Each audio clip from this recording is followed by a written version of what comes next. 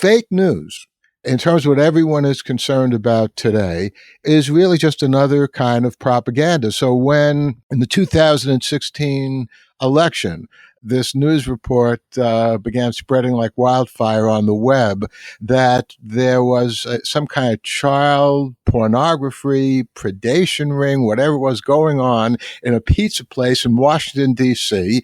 And the people who were running it were John Podesta, who is Clinton's campaign manager, Anthony Weiner. We know who he is. That's why they threw him in there. And he basically, right, Uma Abedin was his wife, and Uma Abedin was Hillary Clinton's prime assistant, and Hillary Clinton were running that child predation ring. Well, one demented person showed up there with a gun, and this obviously isn't a laughing matter, having read the fake news. Fortunately, they stopped him before he did anything, but he was taken in by that. And again, it had enough of a sprinkling of truth in there, I guess because of Anthony Weiner, that, some people were taken in and believed it.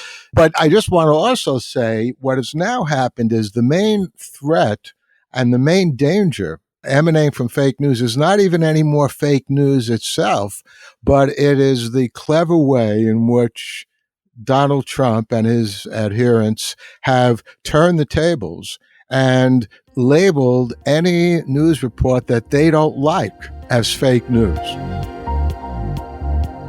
Welcome to Think Bigger, Think Better, where we explore how you can apply insights from visionary leaders and the most provocative philosophers and scientists of our time to make your life and our world a better place. Here's your host, author and speaker, Paul Gibbons. Welcome back to Think Bigger, Think Better. I'm thrilled with the reception to the first 5 episodes, and I'm working on getting some really exciting special guests for upcoming episodes. Today, I have one of those. His name is Paul Levinson. He's an expert on contemporary media, an expert on fake news, and the serial author of multiple science fiction books. But first, let me remind listeners again that I'm giving away a dozen books in a raffle shortly to people who write a review of Think Bigger, Think Better on iTunes. Here's a dirty secret. I have fewer reviews than books to give away. So if you do write a review, you're virtually guaranteed to get one of the best-selling contemporary books that I have. Go to paulgibbons.net/iTunes to find out how to write your review. To give you a spoiler on future episodes, after this episode, we're going to be talking with a leading authority on populism. It's a word that's tossed around sometimes approvingly and sometimes pejoratively. But what the heck does it mean? Is populism a good thing? Do you have to be popular to be populist? And following that, we are going to have one of the leading experts in the world on personal change, Mark Walsh, who works not only in global businesses, but also in war zones and on global peace initiatives. So now let me tell you about today's guest, Paul Levinson, PhD. He's a professor of communication and media studies at Fordham University in New York. He is a character. His many books, I think there are about 30, include The New Media and McLuhan in the Age of Social Media. But his science fiction stories and novels have been nominated for Hugo, Nebula, Sturgeon, Edgar, Prometheus, and Audie Awards. He has appeared on CNN, on NBC, on The O'Reilly Factor on Fox News, the Discovery Channel, National Geographic, and the History Channel, NPR, and many other radio and television programs. He was listed in the Chronicle of Higher Education's top 10 academic Twitterers in 2009. He has an immense following and is a very interesting guy, as you will soon see. Paul, welcome to Think Bigger, Think Better. Let's talk, if we can, about a book. I'm researching a book on fake news. Listeners will already know that. Well, it's going to be called fake news. It's going to be called Truth Wars. It's a little broader than that. But I ran across you and your opus. I ran across fake news in context in the wonderful world of Amazon. I clicked on it and it arrived the next day. And you're an expert and you're on the radio and everything. So I get a chance to talk to you and learn a little bit about from your study on it. So tell listeners, what's fake news and what makes fake news fake news? Well, that's obviously the big question, and I always start off by pointing out that what makes fake news, it's not that it's fake. It's that it's deliberately fake. And that word deliberately really is the whole story. Because if you look at the history of news, the history of journalism, the history of reporting, there have been errors all the time. That's because human beings are doing it. Reporters and editors, no matter how careful they fact check, they're not angels.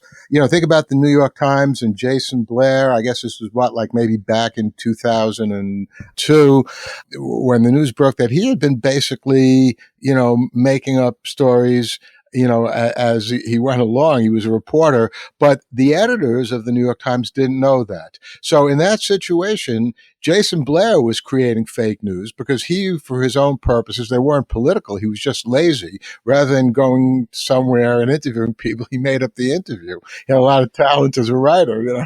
He should have written some fiction altogether. But so he knew what he was doing. So in his case, it was fake news. But the New York Times as a publication were taken in by him for a good couple of years. And that's why, by the way, the New York Times, it always struck me ever since I've been a kid. You see at the bottom of the front page, from time to time, very often, in fact, something called errata, or it could be erratum. And, it sounds like it's some kind of erotic thing, but it isn't. It's Latin for error.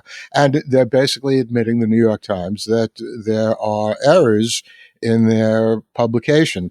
So making mistakes, even though the result is something that's fake, not true, is not the essence of fake news. The essence of fake news is for whatever purpose to deliberately deceive people.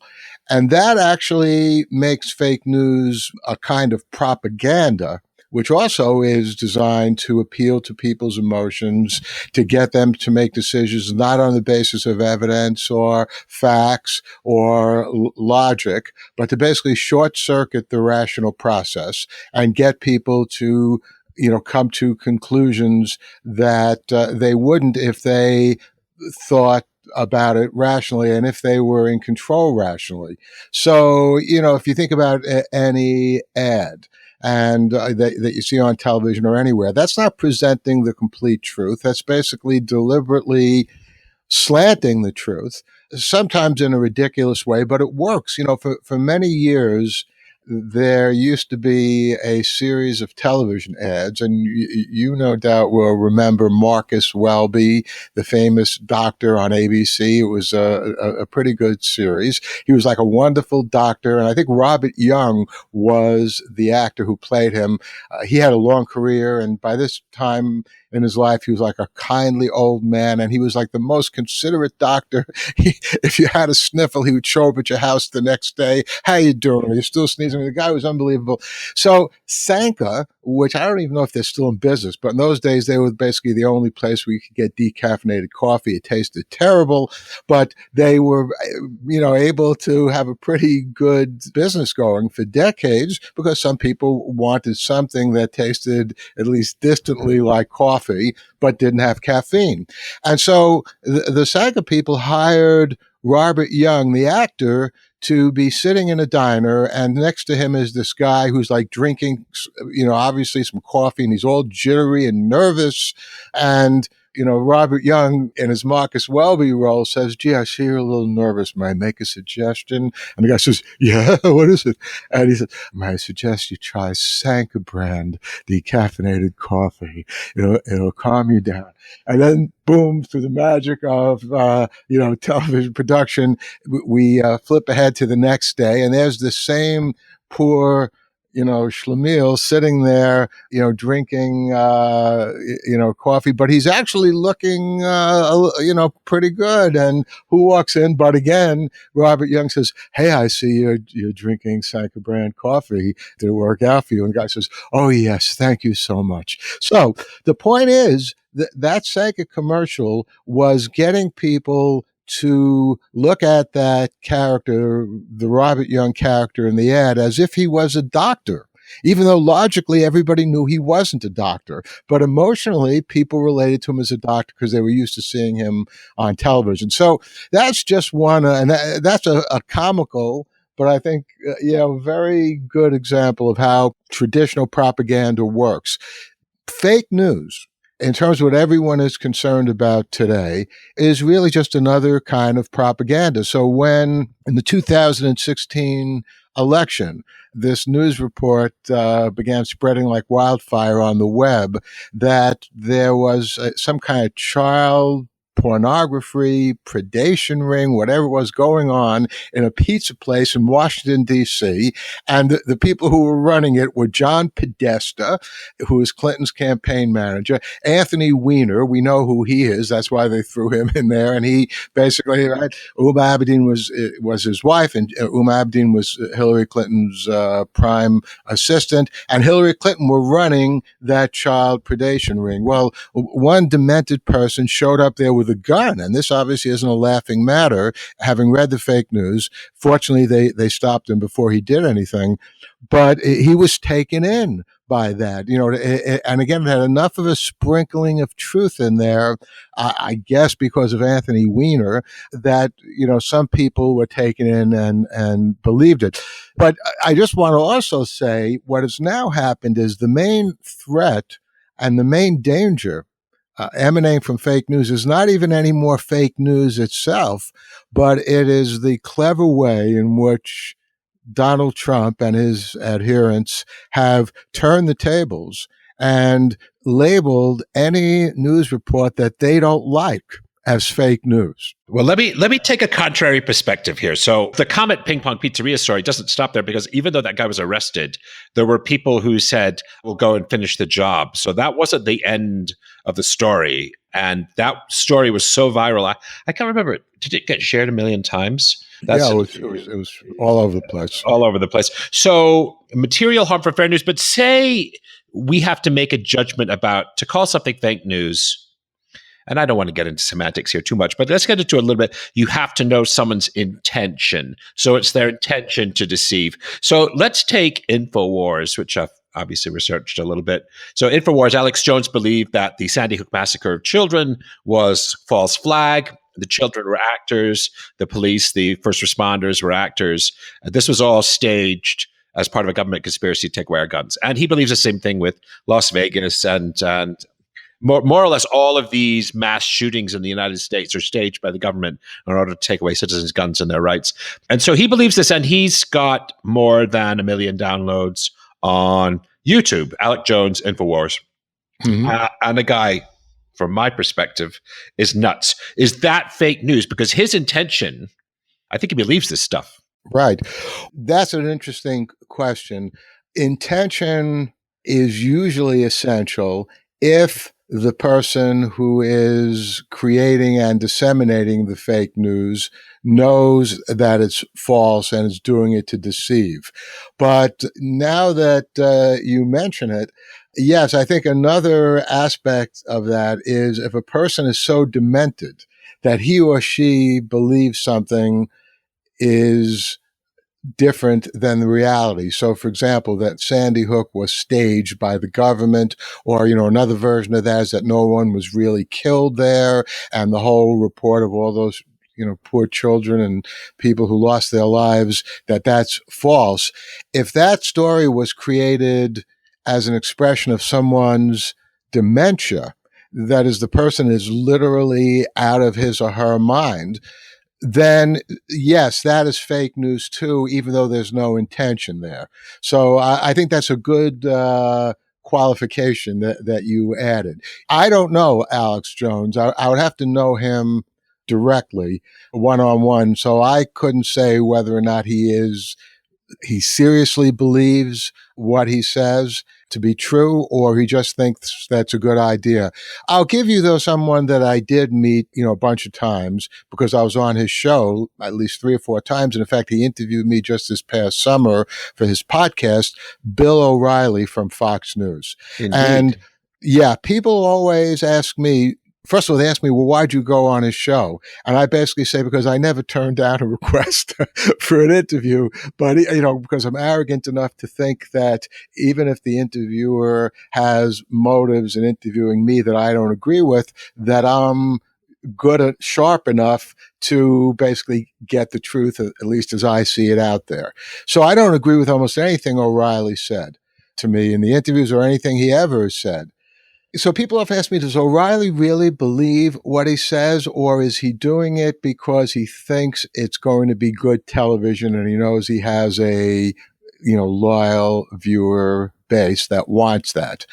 And obviously, I can't get inside O'Reilly's head, but if I had to make a choice and my life depended on it, or the life of a loved one, or it was that important, if some devil came to me and said, you have to either tell me one thing or another, either O'Reilly really believes what he says all the time, or he's just doing it to basically keep his ratings high, I would go with the latter. I think that O'Reilly doesn't really believe most of what he says. That's just the sense that I have. So to get back to Alex Jones, obviously the things that you described are just batshit crazy.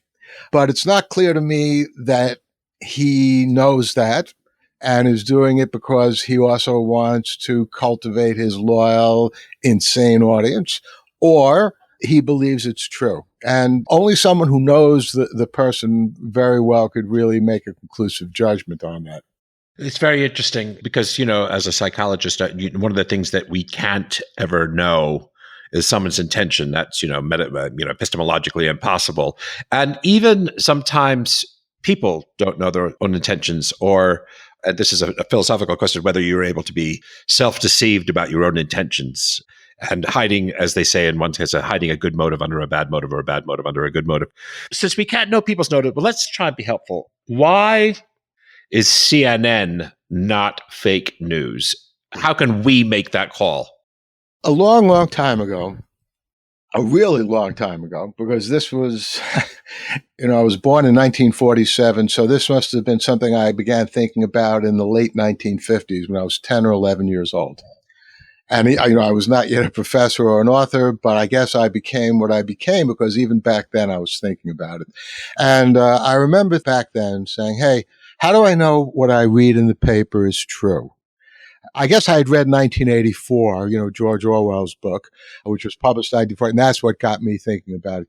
I read it like when I was 10 or 11 years old. And obviously their big brother, the totalitarian society, creates all kinds of fake news, and most of the people believe it. So I was asking myself, I didn't really discuss it with anyone, but I was wondering in a way that a precocious kid might wonder, how do I know that what's in the Times is true? And, how do I know in those days there was no cable? How do I know that, that Walter Cronkite, whoever it is, Douglas Edwards, on the CBS Evening News is telling the truth? And the best that I could come up with is if more than one source is saying this, and if there is no connection between the sources. That is, if we have reason to believe that the sources came up with this information independently, then in that case, I think, could have some reason to think that the story was at least truthfully reported, although it's certainly possible that more than one source could have the same incorrect original source of the story. But in terms of intentionally deceiving, if more than one independent source is reporting the story, I think that's a good beginning to having confidence in what the story is. So to get now into the present, into 2017 and CNN, how do we know that CNN is not fake news? First of all, again, I would never in a million years say that CNN or any news organization reports only the truth and only facts, because I think that they can make errors. I think they can be deceived and so forth. But I don't think that CNN in general deliberately tries to deceive. Now, But I do want to add there that any news organization always makes editorial decisions. CNN makes a decision, what are they going to report? And what are they not going to report? The New York Times makes a decision, what's going to be on the front page, what's going to be in the newspaper altogether.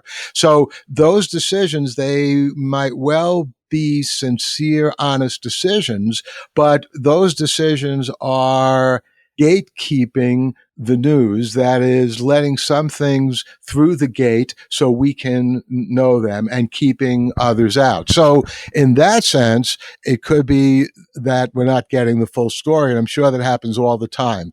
But in terms of deliberately concocting a story, such as the pizza parlor in Washington pedophilia story, I have no reason to think that CNN, or MSNBC or even Fox, for the most part, deliberately do that. So when Trump bellows because CNN says that he is planning on doing something, there's sources inside the White House that tell CNN, and Trump says that's fake news. And I think it happens every day. It was either this morning or yesterday. Who remembers there was some report in the Washington Post about something that Trump was thinking about, I guess maybe, I don't know. Oh yeah, I know what it was. It was a report about Gorsuch, the Supreme Court justice that Trump appointed, that Trump was furious at Gorsuch after Trump appointed him because he thought that Gorsuch wasn't complimentary enough to Trump,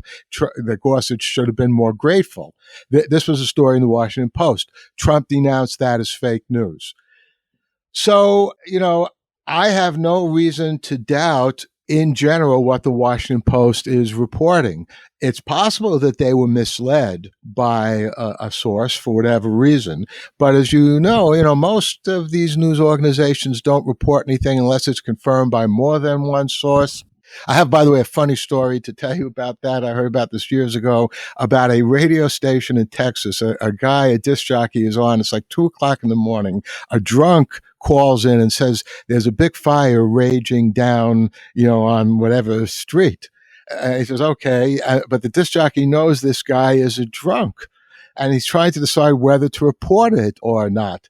And it's like 2:00 in the morning, and he calls the police. He can't get any answer, but he realizes, he has some responsibility to report this, but he doesn't know whether it's a true story or not. So finally, he says, "All right, look, I have some breaking news to report. A usually unreliable drunken source who is drunk tells me there's a fire. You decide." So, radio stations, television operations, newspapers are always trying to get, the truest sources.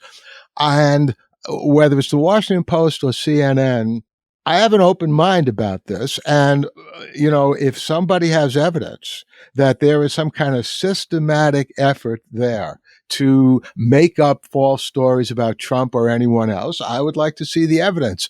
So far, Trump and no one that I've known or seen has presented that. They claim it all the time, but they don't present it.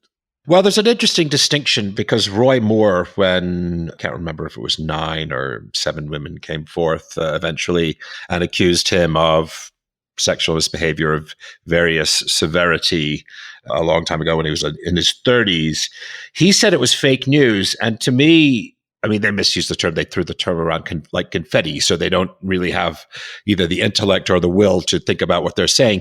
But it's not fake news that the women are saying that. Right. It's 100%. It's 100% true. Now, whether a news organization like the Post ought to report what's hearsay, so someone said that Gorsuch said that Trump was upset.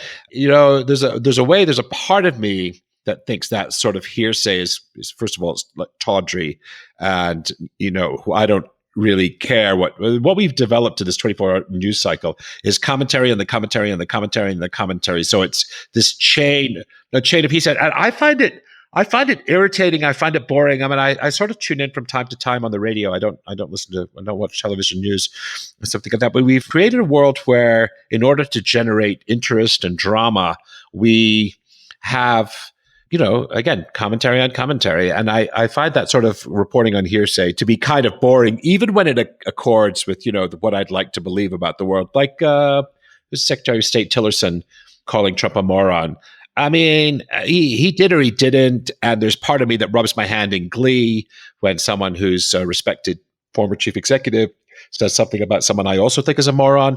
But in a way, it's not a really interesting, it's not the sort of he said, she said stuff is not, from my point of view, as a listener, we shouldn't, I don't think. I don't think we ever will not, but I don't think we should take an interest in that sort of scurrilous talk, almost the reporting on the gossip. Back to fake news, though. What are we, I don't know, I'm going to let you wave a wand. So what can consumers do to, in a sense, protect themselves? And I suppose it's worth saying today that consumers are also producers of news. So the prosumer is sometimes a really clumsy word that's used.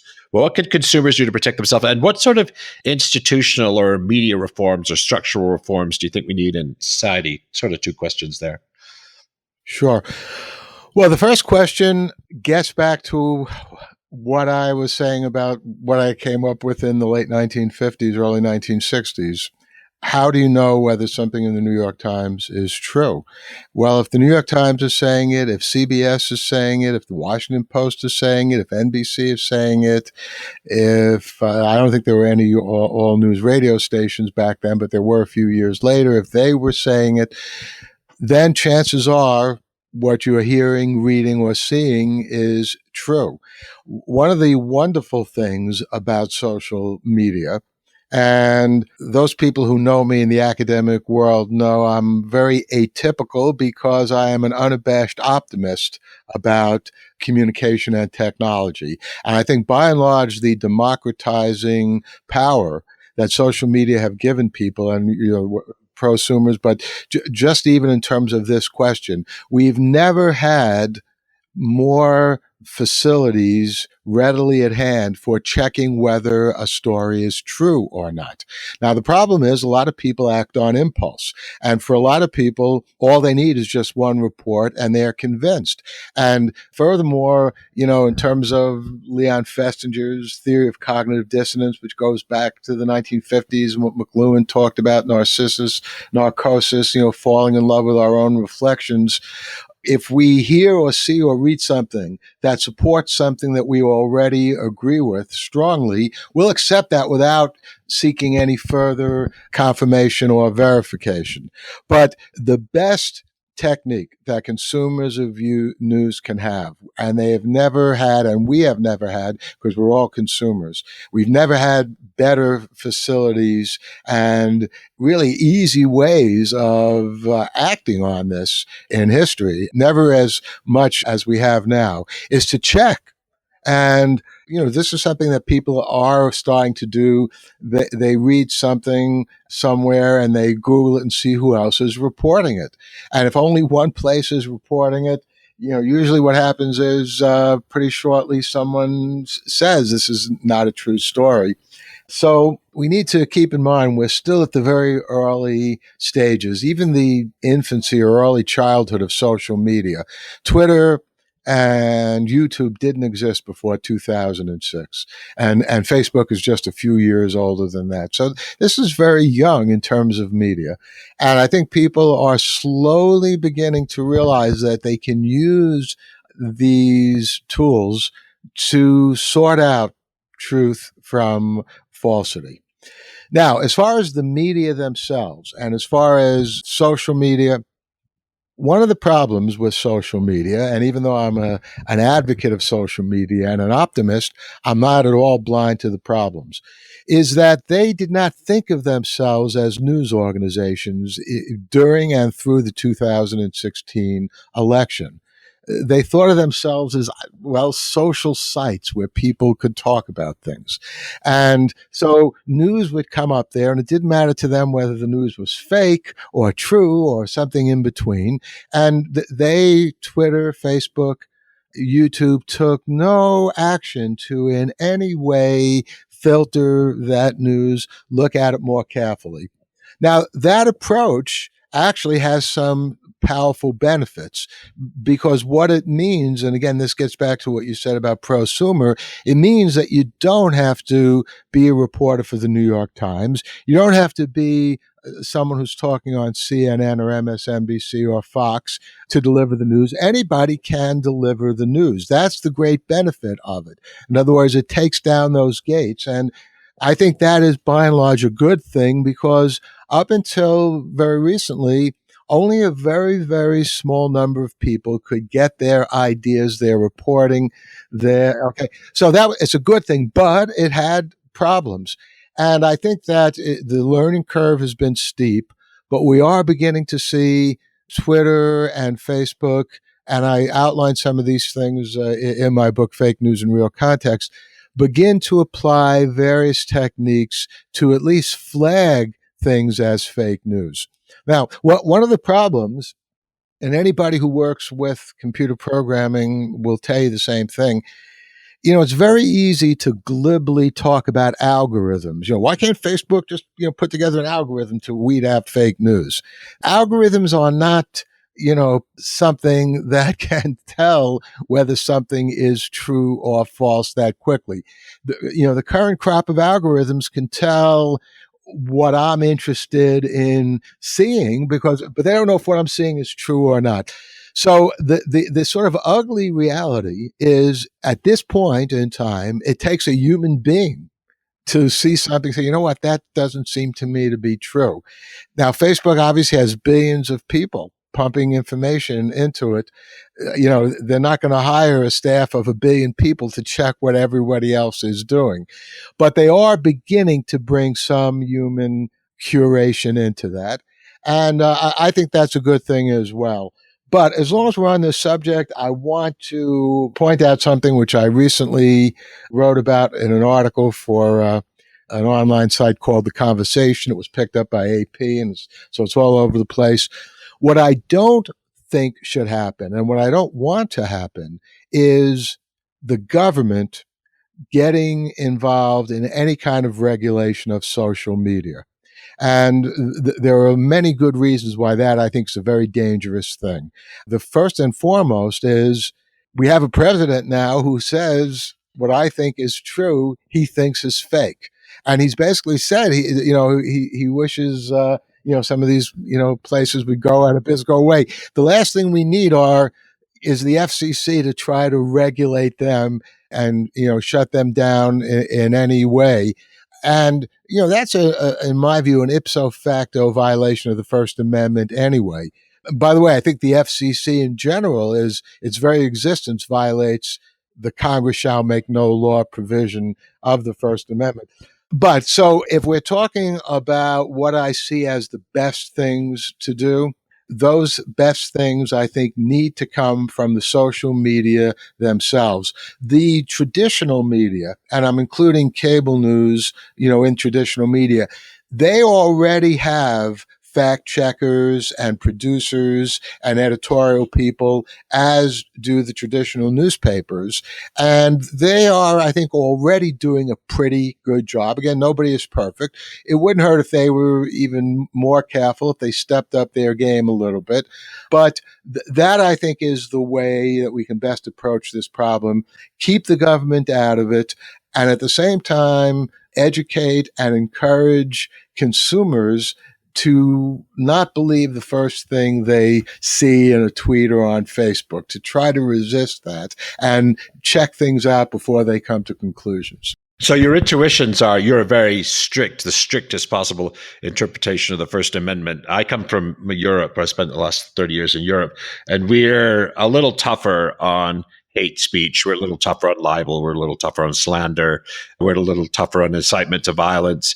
And I think, we're in an interesting conversation. Nobody wants to, in any means, restrict the press officially. But although, if you listen to Donald Trump talk about the press, you sometimes wish that he wishes that it would go away.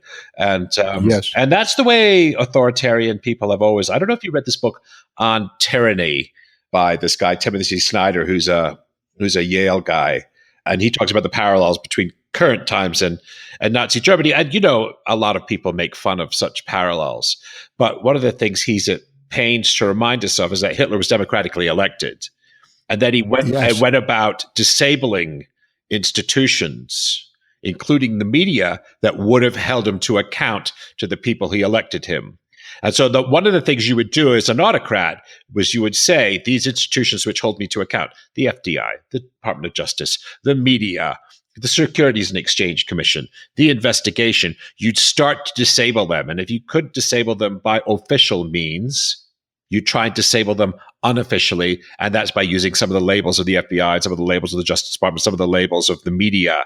Now, you're trying to disable the institutions which hold your power in check, which is an authoritarian move, without question. 100%. And I'll mention another book, Eric Fromm's Escape from Freedom. I think it was maybe like 1945, in which, complementing in a bad way what you were just describing, is Fromm's analysis, his psychoanalytic analysis, which I actually did a term paper on this when I was an undergraduate at City College many years ago, and it's always stayed with me, how many adults like being treated as children. They want to be spoon-fed the answers. They want authority figures to tell them what to do. So authoritarian governments as well as fake news feed into this. But I just want to also say, apropos of what you said about Europe, as I'm sure you know, Germany passed a pretty stringent law just this past summer, fining, Facebook and so forth, if they published fake news or hate speech. And I'm sorry to say, and it pains me to say this, because I have friends in Germany, but I don't think those Germans learned the lesson that you just very accurately described regarding Hitler. You don't punish the media. You don't crack down on the media. And although the last thing that the current German government and German people in general now want to do is get back to a Nazi ideology, I don't think they realize that in their well-meaning attempt to ban hate speech, to fine, fake news, they're beginning to walk down that path. And that's why, as a matter of fact, in the last election, the far-right party in Germany, whatever it's called, surprised people by doing very well. I don't know if you know this, the Man in the High Castle. Yeah. This is Philip K. Sure. And Amazon made a movie, show, television show. Right. That can't be shown in Germany because you're not allowed to have swastikas, shown on. And if anything, that series and that story is a devastating critique of Nazi ideology. So this is a very serious issue. And, I mentioned earlier Karl Popper. I put together a collection of essays on Karl Popper for his 80th birthday. I think he's a brilliant philosopher of science and a social philosopher, but there's one aspect of his philosophy which I never agreed with. He came up with something called the paradox of tolerance, which is that if a tolerant society allows intolerant speech that is preaching destruction of that society, then the tolerant society is opening up the gates to its own destruction, and they should be intolerant to intolerant ideas. And I think that is a very, very dangerous approach. Well, that's what we sort of endorse in Europe. And the Germany are very, very strict about wanting to expunge all of the symbols from the dark days of their history. And they're more sensitive than almost any country I can think of to racist attacks on hate speech against Muslims. And Allianz for Deutschland, the far-right party, they did okay. But I'm very skeptical about whether, I think Europe avoided in France and in Austria and in Germany and in the Netherlands, the far-right parties basically had a very bad 2016. They did a lot less. There was a lot of Sturm und Drang, as they say in Germany, about their possible successes. But we've managed to we didn't hold them back, though, in Hungary's got a very authoritarian far-right government, and so does Poland. So the EU now is composed of 27 countries that remain in the EU, of some very far-right authoritarian states in Poland and Hungary, and some very, left-wing, heavily socialist states like Southern Europe and France, particularly. I guess Ireland would be included in that too. So it's an interesting experiment in federal democracy, the European Union right now. Anyway, I digress. I'm very interested in these sorts of things. Let me ask you this before we stop. We've covered what people can do about it. What advice would you give, I don't know, to the millennial generation, to young people who are coming up in this crazy world, people who are much more accustomed to getting their news from social media and from their telephones than perhaps we were. What counsel would you give them? Well, it would be the same counsel I would give to everyone, but apropos of younger people, I always say to my students, trust your instincts. Basically, most people have pretty good instincts, and if something in terms of this fake news problem at all surprises you or doesn't seem, to make sense, that should be a trigger for you investigating it further. That's half of it. The other half gets back to what I was saying about, the Festinger's theory of cognitive dissonance. We tend to shut out things that shatter our preconceptions.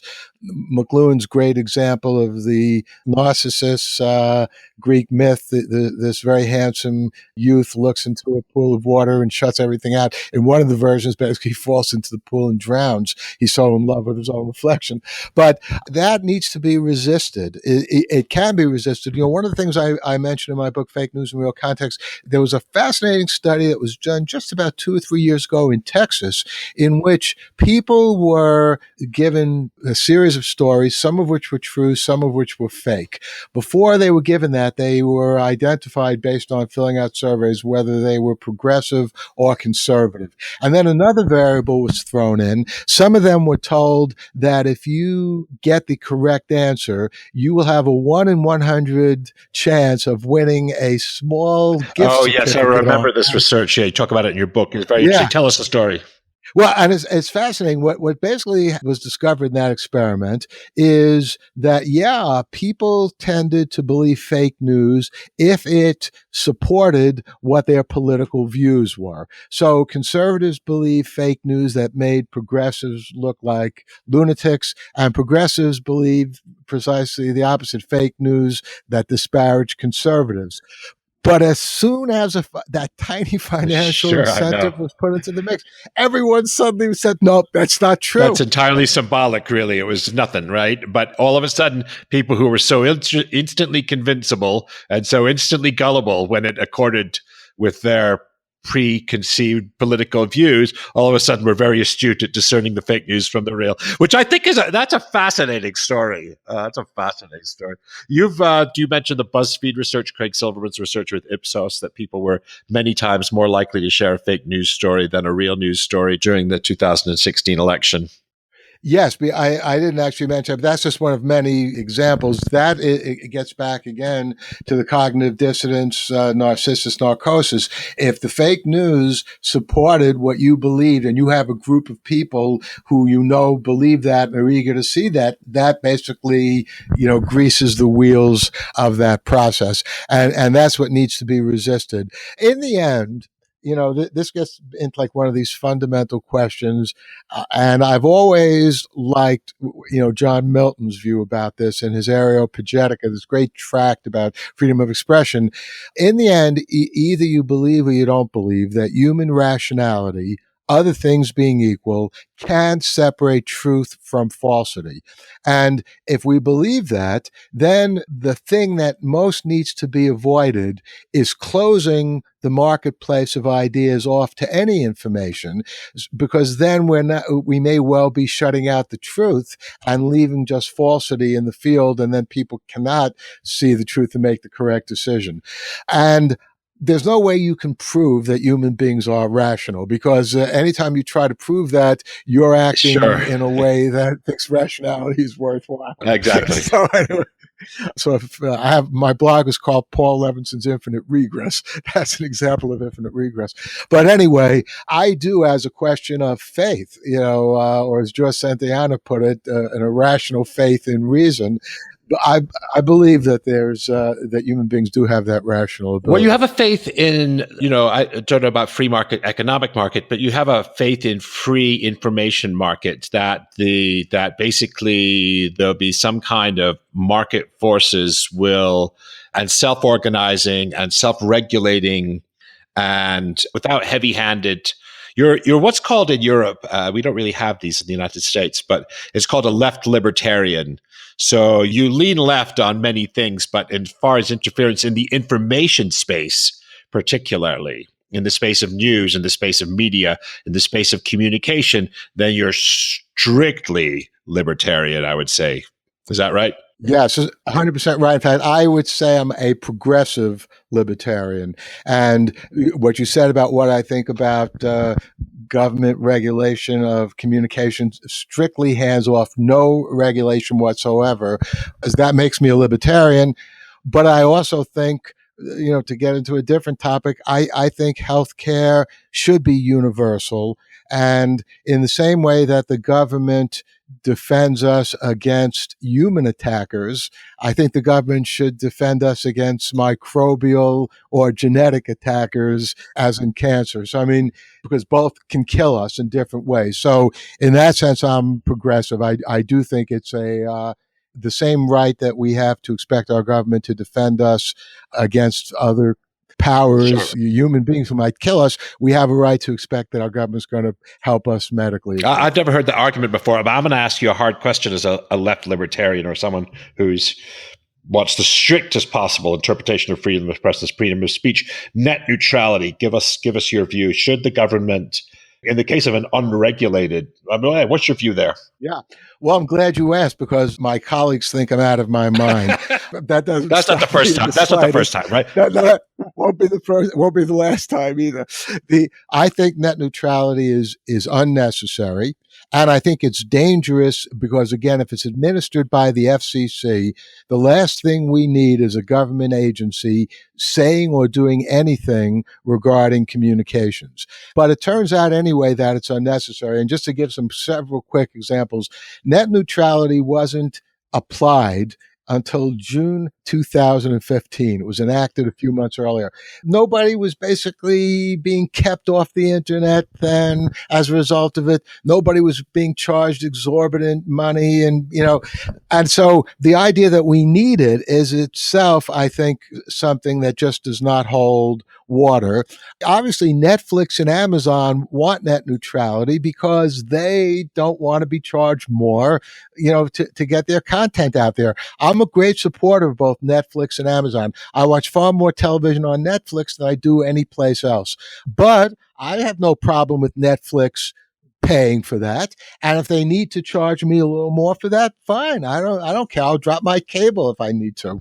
But obviously I don't have to make a choice like that. So I think that net neutrality is something that a lot of progressives have been whipped up about. I mean, I was amazed to see Rachel Maddow, who I usually respect on MSNBC. I mean, I still respect her, but I agree with almost everything she said. But she was also saying, like a week or two ago, oh my God, we're going to be shut off the internet. Corporations are going to control the internet. No, that's not the case at all. And furthermore, just another reason on this point, the antitrust laws that prevent, let's say, for example, in my area, Verizon and Cablevision provide the internet access. Let's say the two of them decide, you know what, we're going to raise, there's no net neutrality, we're going to raise the price of everyone. Hey, that would be in violation of antitrust laws. So I'm not saying we should disable the antitrust laws, but what I am saying is keep the FCC out of communication. Nothing that the FCC did has been helpful. In the late 60s, they came up with the bright idea, we're going to do something about this drug problem. And we are going to fine stations and maybe not even renew their licenses if these radio stations play any songs that glorify drug usage. The net result of that was it kept off the air the Temptations' Cloud 9. I'm doing fine on Cloud 9. Basically, it was an anti-drug Thank song. You for that. It was basically, yeah, you're welcome. So, and Nicholas Johnson, who was then an FCC commissioner, I got to know him later. He spoke out against that law, but that ruling of the FCC, but unfortunately he was in the minority. So the FCC threatened WBAI when they played George Carlin's 7 Dirty Words routine.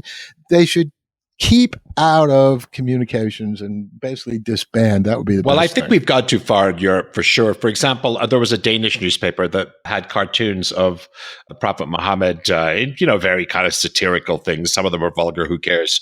And I think also Charlie Hebdomadaire, the French newspaper that was attacked, was also publishing satirical attacks on Islam. And, the Danish newspaper came under some censure, I believe, from the government. I mean, they tried to restrict, there are in England, we secularists are trying to have them repealed, but there are anti-blasphemy laws dating from the 17th century or the 18th century or something like that, which are ridiculous. And so we have a sort of a legacy of controlled speech that hasn't entirely been undone. But I do worry about concentrations of media power. I worry, like Chomsky does, that our media are effectively all, at some sense, corrupted by financial influences. And there's a very scary thing, I think it's called Liberty Media now, that owns a frightening percentage of local television news around the country. And they're using their corporate ownership of all of these local news stations to further an agenda that I would disagree with. But I'd like to think that I would disagree with what they're doing, even if they were trying to further a progressive agenda. And I think that's scary. But you think that our problems are with censoring media and communication will be covered by the antitrust laws, basically, by the laws that govern commerce will protect us from concentrations and abuse of power in the media space. Is that your view? Yes, I think by and large, obviously it's not a perfect solution, but that combined with the danger of the government in any way regulating communication, especially given now what we've heard Trump say many times, leads me to strongly think that the government needs to stay out of communication. As far as Liberty Media, I don't worry all that much about it because, again, people increasingly get news also from social media. Sure. And they're not going to necessarily believe everything they're saying. As far as this government concentration, here are a couple of other examples. In the mid 1990s, everyone and their grandmother or grandfather were concerned that Microsoft had this almost chokehold monopoly on because everything was Word, Microsoft, blah, blah, blah. I wrote a piece, I can't remember what the title of it was, but it was published in something called the Industry Standard, and they titled it Leave Poor Microsoft Alone, a sort of sarcastic title, thank you, Industry Standard. But the point I made in the article was, take it easy. Microsoft doesn't have a stranglehold. The natural evolution of media is going to bring competition to Microsoft. Little did I know, as I was even writing that, within a year or two after that, Apple had its great resurgence. They had rehired Steve Jobs. And so now Microsoft, they're still important, but no one thinks they have a monopoly. The other thing is, bear in mind that as far as, let's say, just television news is concerned, in the 1950s, 60s, 70s, up through the beginning of the 80s and CNN, you basically had three news organizations, ABC, NBC, and CBS. Sure. Three. Yep. Now, you still have those. You have Fox, et cetera, plus, again, social media. So, again, the natural evolution of media and pursuit of, news solutions, getting news out there more effectively, and the commercial motive leads to a natural diversity of media. So that's why I'm not worried about you that. use a word that I use a lot in my writing, democratization. The democratization not only, I think it's an amazing thing that a guy who's sitting in a hut in Kigali can basically access the great library and the great wealth of information through MOOCs, through media that we can. I think that democratization of consumption of knowledge. And I think we've yet to see what the power of having the wealth of the world's intellectual resources and knowledge at the disposal of 7.5 billion people. I optimistically, I'm like you, an optimist, think that could be a great force for innovation and a great liberalizing, a great force for freedom and transformation. I'm too optimistic, but the democratization of producers is, as Chomsky, I believe, said that, the media in the 1960s was middle-class white men telling us what we ought to think and believe. And the democratization, of course, is a counterforce to that. Yes. One of my novels, my time travel novels, is called Unburning Alexandria. And what I try to unburn is the Library of Alexandria, ancient Alexandria, which was burned at least 2 or 3 times.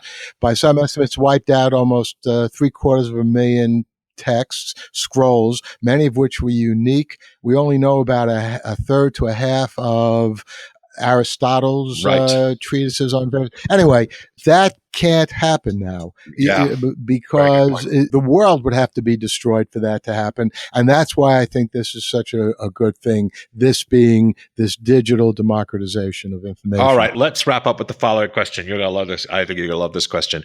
You watch a lot of Netflix. Best shows, science fiction shows, best science fiction movies from the last couple of years. Go. All right. Well, science fiction is easy for me. I love time travel. I'm just going to mention two that I just saw in the last 2 weeks. One is called Dark. It's a German series. It's in German with English subtitles. As a science fiction writer myself who writes time travel, I'm a stickler for getting the paradoxes of time travel of course. right. And Dark does a great job of it. The other is Erased, which interestingly, Germany, and this other one is a Japanese time travel series. Very, very different, based on Japanese manga, which was very successful. Both of these are beautiful stories, and I highly recommend them to anyone. Other than that, I mean, Netflix is an unbelievable source. I thought Narcos, it's into its third season, is great. Just hearing the sarcastic commentary of the DEA agent is worth watching. We just finished watching the second season of The Crown. Fabulous. Black Mirror. Black Mirror, is that one of yours? You know what? I've seen a few Black Mirrors. I think they're good, but I just never got into it. Maybe that's I couldn't either. I mean, I could see why people were crazy about it, but it absolutely baked my head. Those first two episodes, I couldn't believe. What about Travelers? Travelers. What about? Yes, yeah, I thought Travelers. I thought that was pretty interesting. First season. Yeah, I thought that was. It was pretty interesting. It's pretty good, and it's coming back. I think the day after Christmas on Westworld. Any good? Westworld is excellent. That's on HBO. Artificial intelligence is one of the most fascinating issues. You know, that also gets to the question of what do we mean by human? And there's an inherent paradox in there, which I've been talking about and writing about for years. We invent robots and eventually androids because we want them to do dangerous jobs, boring jobs that we wouldn't want to do. But if we make them so intelligent that they are in effect humans, aren't we just creating another slave class? And Westworld does a very good job. Precisely that question. Exactly. I mean, I thought it was brilliant. Of course, Anthony Hopkins can't put a foot wrong in acting. And one last question: new Star Wars. Seen it? What do you think?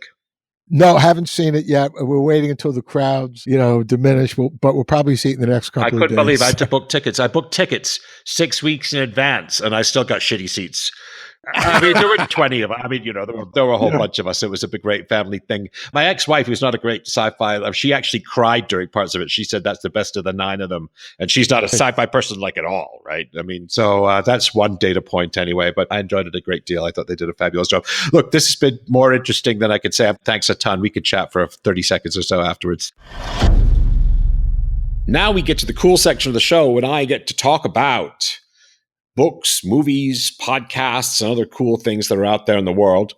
We mentioned on the show On Tyranny, one of the books for a Yale professor today that contrasts our current political climate with some of the autocratic regimes from the 1930s and 1940s. It's a fascinating read, and it's a sort of book that you can read in under an hour that really, really will help you perhaps understand our current political climate. Again, On Tyranny by Timothy Snyder. But the two books that I really want to talk about are brand new. One is called The Once and Future Liberal, and it has attracted more attacks from the left than the right, even though the author, a Columbia philosopher, Mark Lilla, could be said to hail from the left. It, roughly, is a critique of identity politics, and so, therefore, has inflamed a number of people who would normally be attracted to the writings of Professor Lilla. Anyway, a fascinating book, and there's a link on my website to it. And then we also have today, arrived from Amazon about last week, a book called The Age of Anger that seeks to understand the rise today of nationalism, racism, and misogyny, and how those can be traced back to the 18th century of light or enlightenment or age of reason, depending on what you like to call it, and whether the roots of today's discomfort are in that, if you want, more enlightened beginning of the modern age. So again, The Age of Anger by Pankaj Mishra is another book that I'd like to feature during this segment, a fascinating read. To celebrate the launch of the show, and to thank you all for listening, I'm going to be giving away books, lots and lots of books. All you have to do is leave a review in iTunes. We're going to raffle off a book every single week for 12 weeks. So head on over to paulgibbons.net/iTunes to get easy-to-follow directions and let me know the title of your review to make sure that you're entered to win. Thank you. Thanks for listening to this episode of Think Bigger, Think Better. Great ideas are great, but this isn't gospel. Share your critical thinking in the comments. Where do I disagree? What insights were most powerful? If you got value, don't forget to share the value by sharing the podcast. Finally, to get information on book and blog releases and new video content, head over to paulgibbons.net and join the community of thinkers talking about using science and philosophy to make our world a better place.